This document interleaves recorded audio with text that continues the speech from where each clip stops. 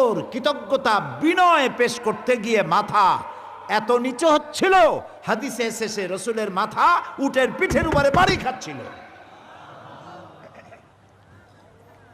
এই অবস্থায় প্রবেশ করলেন, মানুষ সমানে দৌড়াইতেছে, সাহাবীরা চতুর্দিক থেকে ঘিরে ফেলেছে, নেতারা সব মসজিদে হারামের চতুর্দিকে সব এসে এক জায়গায় ঘেরাও হয়ে গেছে, পালাবার কোনো রাস্তা নাই। সবগুলি মানুষ থরথর করে কাঁপতেছে। রাসূলুল্লাহ জিজ্ঞেস করলেন, এই কুরাইশের নেতারা, আজকে আমার কাছ থেকে কেমন ব্যবহার আশা করো? কারা সামনে দাঁড়ানো?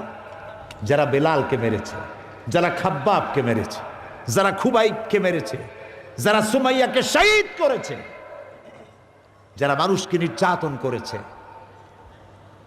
উত্তপ্ত আগুনের